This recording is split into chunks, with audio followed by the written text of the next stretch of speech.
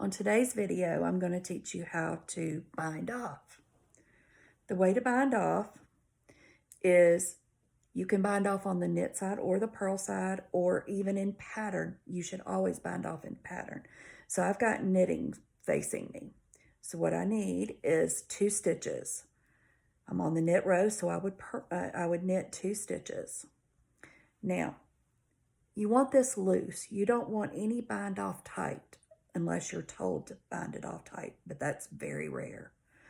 You take the first stitch on your needle and throw it up and over the second stitch, and that locks it. You need another stitch. Take the first one and throw it up and over the second one. You need another stitch.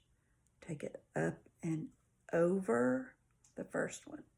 Some people find it easier to use their fingers to grab that stitch and pull it over. You do whatever is better for you. I prefer to use my needle because it's a little sharper. I don't use very sharp needles, but it's a little sharper tip. You can go underneath it and pull it over. But do you see how loose I have it? I'm not giving it an extra tug because generally this is in a seam, and you don't want a seam to be tight. So you want to keep it as loose as possible. Unless it's a finished edge like a blanket, you don't necessarily want it real loose.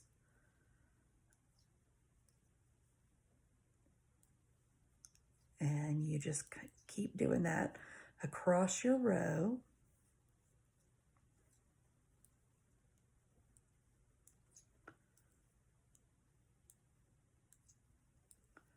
When you complete that,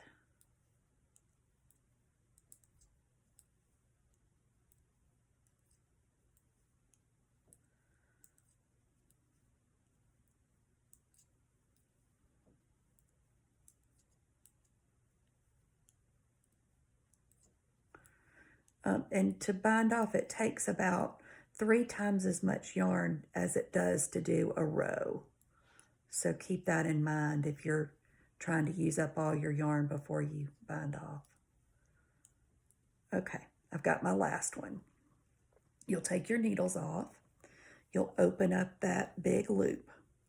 You'll take your yarn and pull it through. You can actually cut it even.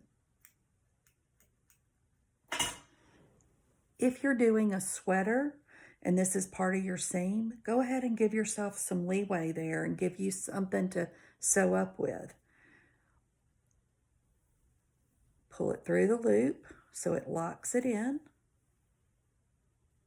And there you go. You're finished.